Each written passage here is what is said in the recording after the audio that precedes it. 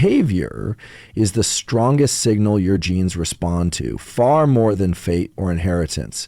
This isn't just motivational talk, it's hard biology. For decades, we believed genes were destiny. That if your parents had high blood pressure, poor memory, or metabolic disorders, you were locked into the same trajectory. But now we know that's incomplete. Your DNA is a blueprint, yes, but it's not self-executing. It responds to inputs. And the most powerful input is what you do consistently across time. Here's how it works. Inside every cell of your body, there are thousands of genes, but at any given moment, only a fraction of them are active. That activation, known as gene expression, is controlled by transcription factors, enzymes, and signaling molecules that respond to your environment. An environment doesn't just mean toxins or pollution. It means light, food, temperature, effort, attention, sleep, and emotional states. These are all directly shaped by behavior, the choices you make every day. When you wake up, how you move, what and when you eat, how you manage stress. Those choices send molecular signals into the nucleus of your cells. Those signals determine which genes get turned on and which stay off. Let's take stress as an example. Chronic psychological stress, worry, frustration, uncertainty leads to increased expression of genes related to inflammation, cell damage, and immune suppression. But structured stress, like exercise or cognitive challenge, triggers a different genomic signature. That's called hormesis, a mild temporary stressor that activates protective genes. Exercise upregulates PGC1 alpha and BDNF, both of which enhance mitochondrial function and brain plasticity. You are literally changing the output of your genome based on the type of stress you engage with. The same applies to diet. Eating processed foods high in sugar and seed oils over time turns on genes involved in insulin resistance and chronic inflammation. But time-restricted feeding and nutrient-dense meals signal your cells to express genes linked to repair, metabolic efficiency, and even longevity pathways like sirtuins and AMP. The idea that you are what you do isn't just philosophy, it's molecular reality. Even your brain structure is subject to this principle. Consistent learning, skill acquisition, and even focused attention lead to changes in the expression of genes that govern synaptic plasticity and neural growth. In other words, your brain can become smarter, more adaptable, and more resilient because of behavior. This doesn't mean genes don't matter. They do. But behavior is the volume knob on your genome.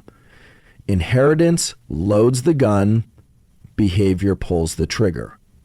Two people with the same genetic risk for diabetes can end up with completely different outcomes depending on how they sleep, eat, move, and manage their minds. That's not theory, that's now. So if you want to control your biology, start with your behavior. The genome is listening, and every action is a message. Morning light exposure activates gene pathways critical for mood, metabolism, and circadian alignment.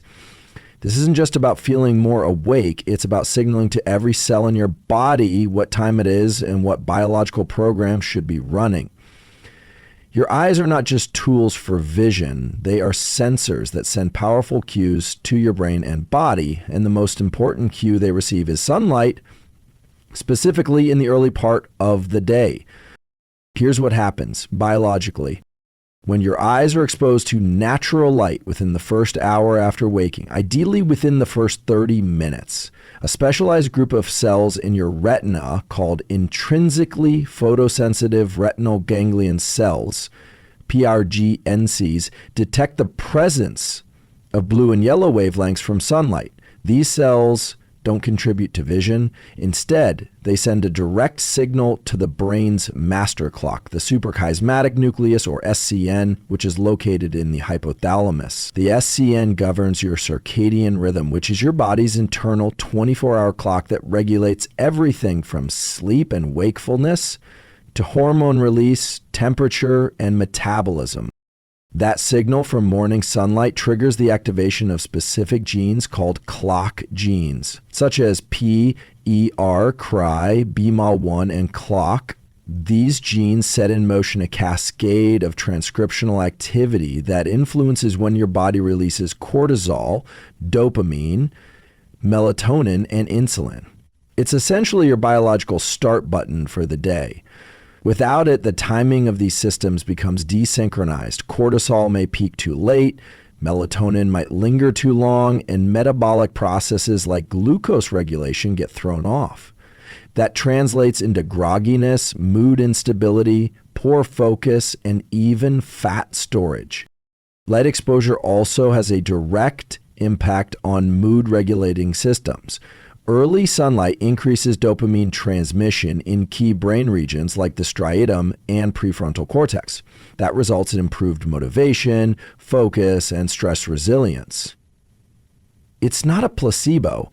It's a genetically mediated shift in neurotransmitter activity driven by behavior.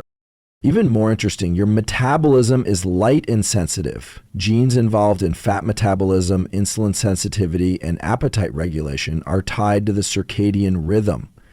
Studies have shown that people who get early light exposure tend to have lower body fat, better insulin response, and improved metabolic profiles. Even when diet and exercise are held constant, that's because your internal physiology is expecting the day to start with light. If it doesn't get that signal, your body behaves as if it's in a confused state, one that favors storing energy rather than burning it. This is why looking at your phone or overhead lights first thing in the morning doesn't cut it. Indoor light provides 100 to 500 lux. Morning sunlight gives you 10,000 to 100,000 lux even on a cloudy day. That's what it takes to flip those biological switches and engage the genetic mechanisms tied to health and performance. Get outside. No sunglasses, no glass between you and the sun. 5 to 10 minutes is often enough. You're not just waking up your mind, you're activating genetic programs that optimize your mood, metabolism, and circadian rhythm. The clock is ticking, and light is the trigger. Cold exposure and high-intensity interval training, HIIT, aren't just tools for discomfort or burning calories. They are molecular levers. When used strategically, they drive powerful gene expression changes that increase your resilience, boost energy production, and enhance fat metabolism. The adaptations they produce are not surface level. They occur at the cellular and genetic level, where performance and health are truly shaped. Let's start with cold.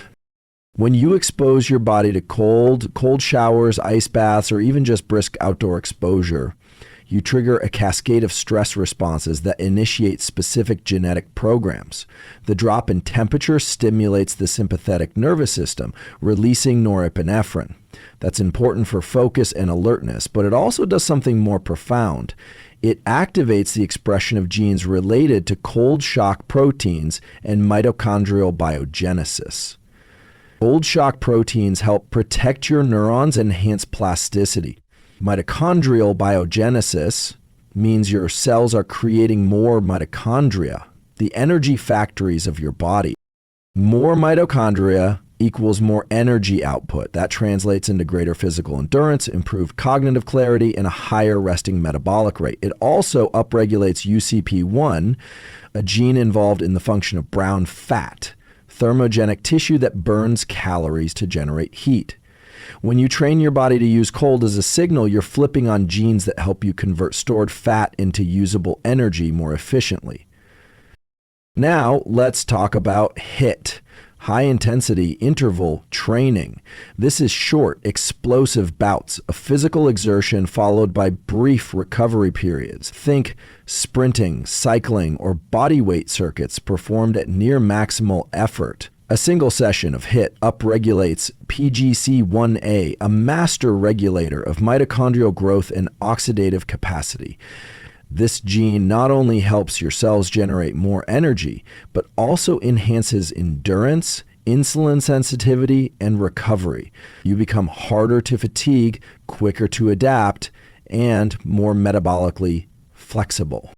HIIT also stimulates AMPK, an energy sensor in your cells that promotes fat oxidation and glucose uptake. This is crucial for long-term metabolic health.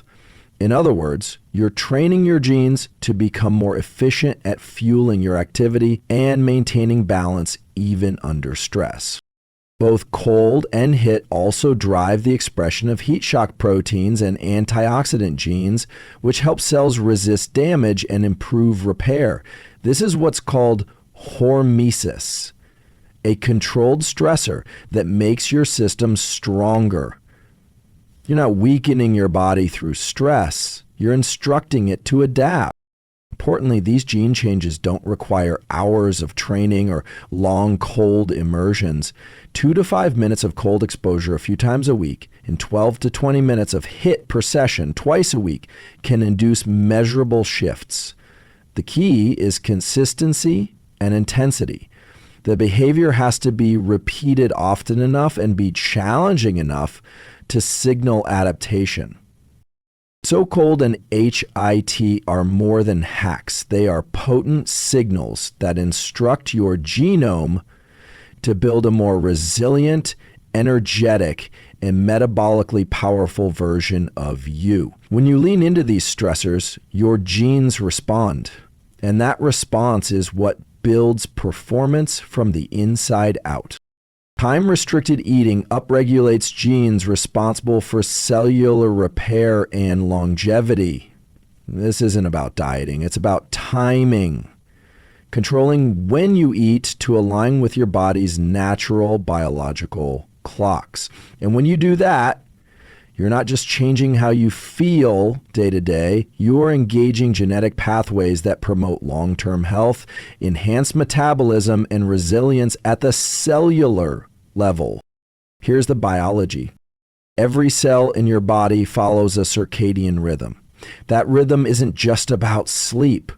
It affects when your liver processes glucose, when your gut absorbs nutrients, and when your cells initiate repair. Eating around the clock, especially late into the evening, disrupts those rhythms. It tells your body that the day never ends, which leads to chronic, low-grade stress on your system, blood sugar instability, impaired fat metabolism, and increased inflammation. But when you restrict your eating window, say to 8 to 10 hours during the day, you allow your body to enter periods of metabolic rest, and that's where the gene level benefits begin. Time-restricted eating activates a series of longevity genes, including SIRT1, FOXO3, and AMPK. These genes are involved in cellular repair, autophagy, and energy regulation. Autophagy is a cellular recycling process. Your body identifies damaged or dysfunctional components and breaks them down, clearing the way for regeneration. It's your built-in detox system, but it only ramps up during fasting states, when insulin is low and you're not digesting food. Without these fasting windows, autophagy stays suppressed and damaged cells accumulate. AMPK is another key player. It's an energy sensor that flips on when your cells detect low fuel. Once activated, it shifts your metabolism away from fat storage and toward fat burning, enhances insulin sensitivity, and suppresses inflammation. This process is fundamental not just for weight control, but for overall metabolic health and disease resistance. Time-restricted eating also improves mitochondrial function, the energy-producing engines in your cells, by increasing the expression of genes that govern mitochondrial biogenesis. More mitochondria means more efficient energy output, better endurance, and even better cognitive clarity. It's not just about eating less. It's about training your cells to become more metabolically efficient. One of the most compelling aspects of time-restricted eating is that it helps reestablish metabolic rhythm. Your metabolism is not designed to run continuously. It needs periods of activity and periods of rest. And those cycles are tied to the light-dark cycle of the day. Eating late at night, even if it's the same number of calories, sends conflicting signals to your clock genes, especially in your liver and pancreas, leading to dysregulation over time. Studies have shown that people who eat in shorter daily windows, not necessarily fewer calories, have better blood glucose control, reduced markers of inflammation, and greater expression of longevity genes. And the benefits kick in quickly, within days to weeks of consistent behavior. So time-restricted eating isn't about restriction, it's about alignment. You're giving your genes the right signals at the right times. And those signals activate deep repair systems that no supplement can replicate. You're not just controlling weight. You're engaging the biology of renewal. Sleep is a genetic reset. Without it, inflammation and stress genes dominate. This isn't just about feeling rested. Sleep is a molecular event. It's the only time your body runs its full set of maintenance programs, controlled by specific genes that determine how well you recover, think, adapt, and protect yourself from disease. When sleep is disrupted or insufficient, your biology shifts at the genetic level toward breakdown rather than repair. Here's what's happening under the surface. Each night, as you enter sleep, a sequence of biological processes unfolds that are driven by your circadian clock and controlled by genes. During deep sleep, also called slow wave sleep, your body releases growth hormone, a powerful regenerative signal that tells tissues to rebuild. It also turns on genes associated with protein synthesis, DNA repair, and immune system modulation. Simultaneously, in your brain, glial cells activate the glymphatic system, which flushes out metabolic waste, clearing out amyloid and tau proteins that, when accumulated, are linked to cognitive decline and neurodegenerative disease.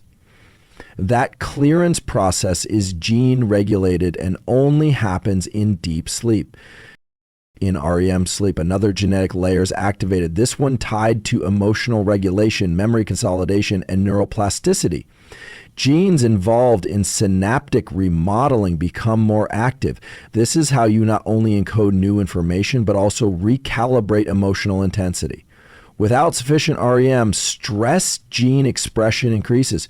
You become more reactive, more anxious, and less cognitively flexible, even if you feel like you're powering through. Now, when sleep is compromised, either through poor quality, inconsistency, or insufficient duration, the entire gene expression landscape changes. Studies show that even a single night of partial sleep deprivation upregulates genes involved in inflammation. Interleukin-6, C-reactive protein, and tumor necrosis factor alpha all increase. These are not just lab markers, they are upstream drivers of chronic diseases like cardiovascular dysfunction, metabolic syndrome, and even cancer. At the same time, genes associated with immunity, mitochondrial efficiency, and DNA repair are suppressed. This shift isn't subtle, it's robust and repeatable. One study showed that more than 700 genes changed their expression profile after just 1 week of restricted sleep. Most of those changes skew towards cellular stress, impaired repair, and metabolic disruption. On the hormonal side, inadequate sleep increases cortisol and decreases insulin sensitivity, both of which lead to elevated blood glucose and fat storage, again, controlled by genetic signaling. Your metabolism starts working against you. And it's not about willpower. It's a gene-driven shift in how your body allocates energy under stress. Good sleep restores balance. It resets the expression of clock genes and reactivates transcriptional programs involved in anti-inflammation, neuroprotection, and hormonal homeostasis. The architecture of sleep, cycles of deep, and REM is designed to turn on these systems with surgical precision, but it only works if you give it the full window. Sleep is not optional. It is the foundation of genetic health. When you respect it, you flip the switches toward repair, clarity, and resilience.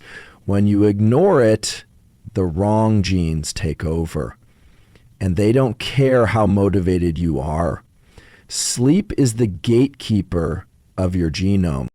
Mental challenge changes gene expression in the brain, building cognitive endurance and adaptability. This is not just about learning something new.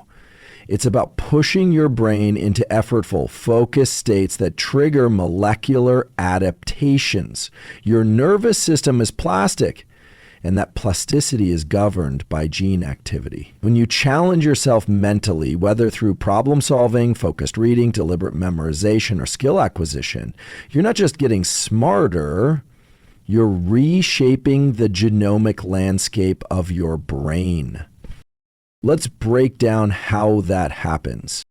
Every time you concentrate deeply on a task, especially one that requires effort, you're engaging what neuroscientists call top-down processing. That process activates a network of brain areas, including the prefrontal cortex, hippocampus, and anterior cingulate cortex. What's remarkable is that sustained activation of these circuits initiates signaling cascades inside neurons that reach all the way into the nucleus where genes live. That signaling activates immediate early genes like CFOS, BDNF, brain directly directive traffic factor, and ARC. These are transcription factors. They don't just switch on once, they amplify the activity of other genes responsible for neuroplasticity, synaptic strength, and dendritic growth.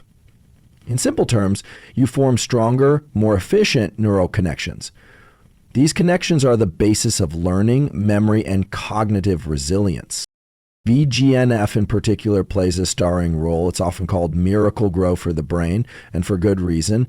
When you engage in focused mental effort, BGNF expression increases, especially in the hippocampus and cortex. That boost enhances your ability to learn, adapt, and retain information. Over time, this repeated activation builds what can be thought of as cognitive endurance, the capacity to engage in mental work longer with less fatigue and greater output. The brain, like muscle, adapts to the demands you place on it. If you avoid cognitive challenge, defaulting to passive consumption or multitasking, your gene expression reflects that. Plasticity genes go quiet. You retain less, focus less, and experience more mental fatigue. But when you engage in hard thinking, especially deliberately and repeatedly, the genomic signature of your brain begins to shift. That shift is measurable. It's been shown in studies where individuals undergo sustained cognitive training and exhibit increased expression of plasticity and metabolic support genes in key brain regions. This isn't just about academics or IQ. It's about adaptability. Mental challenge increases your brain's ability to tolerate uncertainty, stay calm under pressure, and reframe problems creatively. That's because effort-based cognitive engagement also interacts with emotional regulation networks, changing gene expression patterns in the limbic system and prefrontal cortex that govern resilience. And just like physical training, consistency is key. Short daily blocks of deep, undistracted mental work, what's often called deliberate focus, are enough to trigger these gene-level effects. Over weeks and months, the structure and function of your brain begins to change, not just in how it performs, but in how it's wired at the genomic level. Mental challenge isn't optional if you want a flexible, high-performing brain. It's a signal, a genetic switch. You're not just learning, you're rewiring your biology for cognitive strength. Social bonds and purpose-driven states influence gene networks related to immunity and lifespan. That's not poetry, it's molecular biology. The relationships you cultivate and the sense of meaning you carry literally speak to your genome. They're not just psychological buffers. They are inputs, signals that shape how your immune system functions, how inflammation is regulated, and how long your cells live before they break down. Let's explore what's happening at the gene level. When you experience strong social connection, whether through close friendships, family, community, or even shared mission, you activate a network in the brain that includes the ventral striatum and medial prefrontal cortex. These areas are responsible for feelings of reward, safety, and significance. But those feelings don't just stay in the brain. They trigger shifts in the autonomic nervous system, reducing sympathetic activity. That alone alters hormone levels, lowering cortisol, increasing oxytocin, and rebalancing immune signals. At the same time, a class of genes known as the conserved transcriptional response to adversity begins to downregulate. These are pro-inflammatory genes like interleukin-1b and tumor necrosis factor alpha that spike in chronic stress and loneliness. They exist to protect you during acute danger, but when they stay elevated long-term, they promote inflammation, tissue breakdown, and even accelerate aging. Social connection reduces the expression of these genes. It's a literal silencing of biological threat mode. Even more striking, social bonding and purpose upregulate antiviral and antibody production genes. Studies have shown that individuals who report high levels of meaningful connection and purpose show greater expression of interferon genes, key players in fighting off viral threats. Their immune systems are more balanced, less reactive, and more effective. Purpose plays a parallel role. When your behavior aligns with a meaningful goal, something beyond the self, it activates dopaminergic pathways in the brain that engage energy, focus, and resilience. But this also has genetic consequences. Purpose-driven states reduce expression of inflammatory markers and increase activity of genes linked to longevity, such as FOXO3, which is associated with cell repair and stress resistance. In centenarians, people who live beyond 100, this gene is consistently more active. Purpose is not abstract. It's a biochemical stabilizer. Purpose also seems to buffer the effects of physical stress. In people undergoing chemotherapy, those with strong life meaning show fewer genetic signs of immune suppression. Their white blood cells express more protective genes and fewer genes associated with cellular exhaustion. All of this tells us something important. Your social and emotional world is not separate from your biology. It's a central player in it. Who you surround yourself with, the quality of those interactions, and whether you feel your life has direction, these are upstream regulators of gene expression. You could be doing everything right in terms of diet, exercise, and sleep, but if you're socially isolated or chronically directionless, the genetic signals will reflect stress. But if you're connected, if you feel part of something bigger, your genome shifts toward repair, immunity, and longevity. You're not just living, you're encoding resilience into your biology. So what does all of this mean? It means your genes are not a fixed script. They are responsive, dynamic, and constantly listening to your behavior. Every choice you make, when you wake, how you move, what you eat, how deeply you sleep, the challenges you take on, and the people you surround yourself with, becomes a molecular instruction. It tells your body whether to repair or decay, to grow or shrink, to thrive or survive. You are not at the mercy of your genetic code. You are the signal that activates it. When you expose yourself to morning light, train hard and recover well, eat in rhythm with your biology, embrace mental effort, prioritize deep sleep, seek out connection, and live with purpose, you're not just improving your habits, you're engineering your gene expression to support health, resilience, performance, and longevity. Your behavior is the most powerful tool you have to shape the way your biology unfolds. It's not easy, but it's available, and the impact is cellular, molecular, lasting. So if you're serious about improving your health and performance, start where it matters most, not with what you inherited, but with how you live. That is the biology of self-mastery.